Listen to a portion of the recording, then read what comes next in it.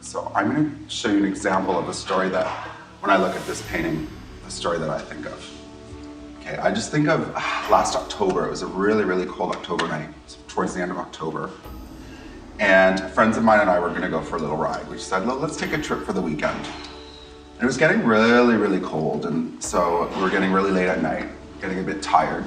So we're like, oh, we should find somewhere to take a little nap or a little rest for the night. So we're going up this hill really, really, really slow. It was freezing cold. I remember it was, my friend's car doesn't work that well, so it was freezing, freezing cold. So go up, go up, go up the hill. And then over the hill, we overlooked this town that had these little like mountains and cold. It was just weird. It seemed like the trees were talking that night. The sky was alive.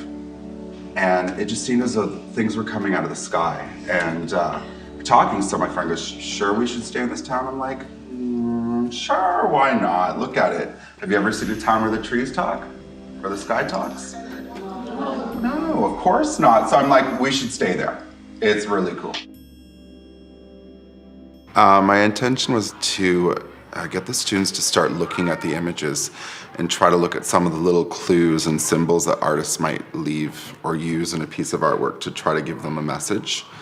Also trying to get them to pay attention to the elements and how they're being used. So how does an artist use color to try to represent what time of day it is, or what the temperature might be like, or what the mood might be like? The reason why I think of this is because the artists used a lot of really cool colors, like cold colors. So there's purple and blue and green. So it just made me think of a cold story.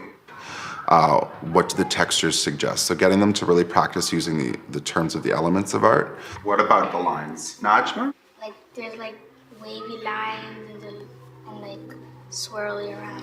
Mm-hmm. If I were to think, because I was in this story that I just made up, what kind of words would I want to use to describe this place that this story takes place at? What kind of words might I use? Torja. Mystic. Mystic? That's a good word. What makes you think of mystic? Because by looking at the swirly lines, it thinks of magical, and magical is related to mystic. Good. That's a good. What else? Boomer? Freezing cold. Yeah. What makes you think that? The swirls look like they're gonna attack you with coldness. But then also to actually see like what is exactly in this picture and what is it telling us.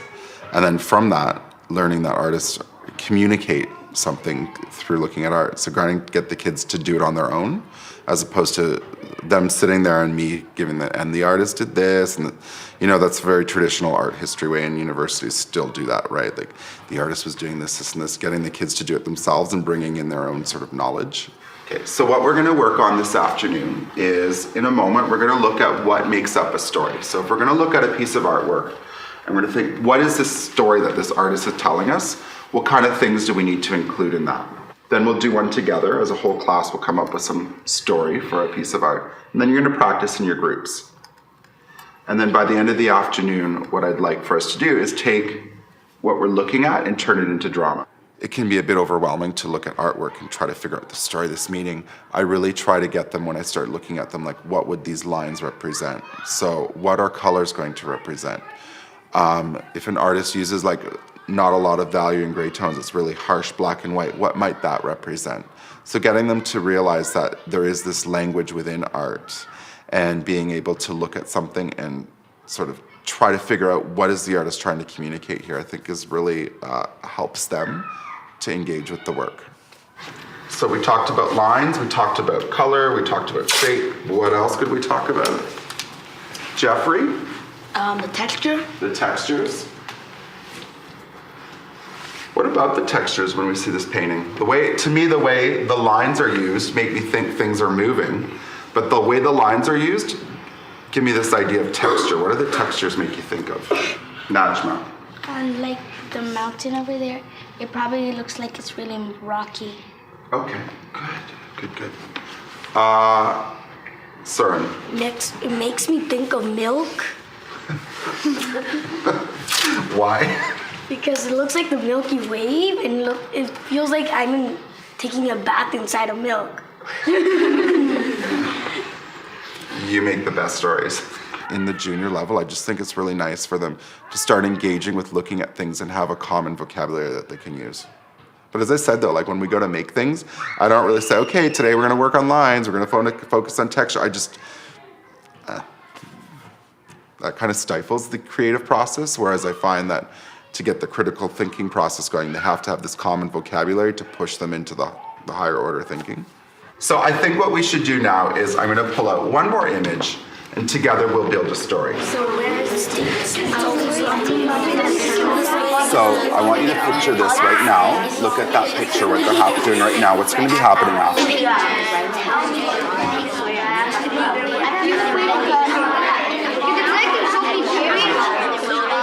Okay, so let's focus in.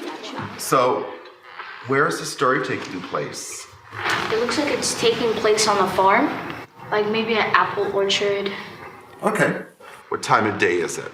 Grace? In the morning? In the morning? Or is this happening now? Is it going to be in the future? In the past?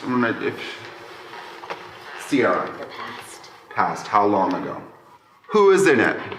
Looks like farmers are trading for more food from other farmers. Like when they're riding the carriage with the horse, I think that's some other people who are bringing food to trade with them. So do you think there might be someone in this story that we don't see in the picture? Maybe like the older people are inside the house because they're not too strong enough to do that stuff. I'm surprised you didn't say there's a dog in here. I know how much you love dogs. I'm so surprised you didn't say a dog. So what we're going to do now is when I'm done talking, you are going to go to your groups, okay? And I have already put a piece of art on each of your table groups. What you need to do as a group is you need to develop a story for that painting. We're going to do that twice. And then after that, we're going to do a drama activity with it. But I want to practice making the stories of art first. So as a group, you need to be responsible of developing a story that has a place where it takes out a setting. When is it taking place? Who's in it? What's happening? How and why do you think this way? And when you're doing the why do you think this way, I really want you to use our elements of art and design. Okay, let's get started. I'll give you we'll do 6 minutes on this one. And I'll let you know when we get done. I think it's night because you usually read a book at night. It looks like fall. Yeah, it looks like fall. Beginning of fall. Yeah. It looks like an eagle. And it looks like there's eyes all over the body. Group work allows for each student to be participating away or at least be listening to something. What I saw today when they're doing the tableau is accommodations are happening because the kids that are having a bit of a hard time, they're getting coached and they still can participate and feel good about being part of something. Yeah, we're gonna get in a lot of trouble. They ran far and then they don't know. Now they're lost. Yeah. And it's getting darker. It's actually better for me. I like doing group work better because then I can hear everyone's point of view of what they think the story is, and I can hear everyone's ideas because my idea is maybe not the best or maybe not the worst, and I like hearing other people's what other people think about the story or the picture. I want you to try to think of some social justice issues that we could add to this story, just so we can make some connections to the reading we're doing. I'm also right now at the point where I like to draw in from different subject areas, and in my program I like to do a lot of work around equity and social justice. So we heard him talking about racism and sexism because we've been doing a lot of work around that. And I like the fact that they're looking at that. I mean, the artist's original intention might not have been that, but to draw that into the artwork and really sort of start to make those connections between work we're doing in other subject areas around equity and social justice, to bring that into the artwork, I think is really important for them, as well as for me to see like what I need to do around that in my planning. And I think the story is taking place around 60 years ago because that time there used to be a lot of racism and sexism around. And who's in it is these two girls which are skin color black, and they might be feeling like really sad because the white people can enjoy and rich people can go out and play, and they're stuck and picking cotton. I looked at the image and saw how they were all black people and how they were working, and it was such a bright day, but then where they were, it was like really dull. So I thought that the artist might want to show how racism is bad, and he should try and stop it. And I have to agree, the way the artist used color here really makes the two women in here look sad. When I'm looking at the visual arts, I'm looking more at the art appreciation part of the visual arts curriculum and looking at about how having the kids really look and use the elements of art and looking at how moods and symbolism within art and getting involved in the critical analysis process. So really starting to think about, well, why do artists use certain things to make art? And then I don't want to take away from the creative process. So instead of doing like a visual arts thing, I wanted to use drama to really, so have the kids create drama from an artwork. So as the artwork that we're looking at is telling a story, you're going to use tableau, your bodies, your facial expressions, your gestures to tell us a story. As a group, I want you to recreate the painting in tableau. Then I want you to transition three more times to what will be happening after what's happening in the picture. Or to be able to look at a piece of artwork and then interpret it through drama and movement.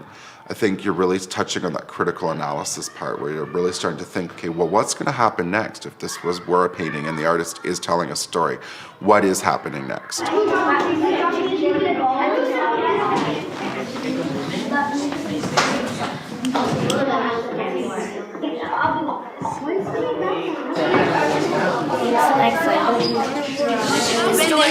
I'll be the one pouring it, and we have to do this one first. I'll be with you. We did what the art, like the painting was doing, and then after I kind of accidentally spilled some on my partner.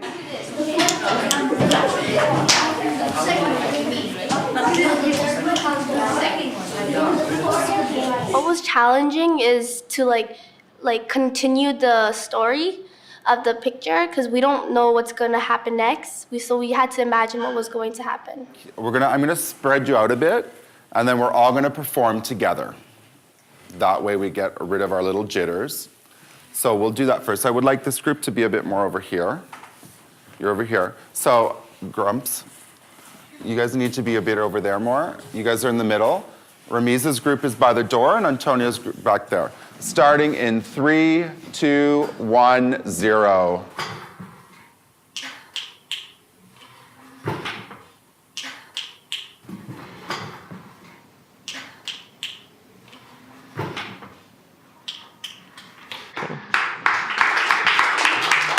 Okay, that was fantastic work. In terms of assessment of learning, it's good to see. I mean, I do have that written piece at the end. So after they've worked in groups for a while, and after they've worked on the drama piece, it allows me to see what they've learned about how artists are using the elements, about what the ideas in the stories might be. I also look at the drama to see about an assessment of learning in terms of being able to translate things into a different perspective or a different art form. At the end, what I've done when they're doing the writing is, for some students, instead of having them focus in on writing specific things, what I do is I just ask them to draw some of the lines that they're seeing in the image, and then to use color with those lines to tell me what the mood would be, allowing for some visual responses to the visual art as opposed to writing all the time. I find you getting more kids a chance at success. When it comes to drama and it comes to art, I just find that when you integrate it through all the subjects like social studies and science and language, it brings the subjects to life for the kids, and they really want to get engaged in the learning. They get hooked on the making things, and so there's something to offer that I think traditional more reading, writing doesn't offer. I mean, it doesn't mean that kids are going to go out and be artists when they're older, but it certainly gives them this idea that they can go, that it's a sense of enjoyment and just to feel good about themselves too.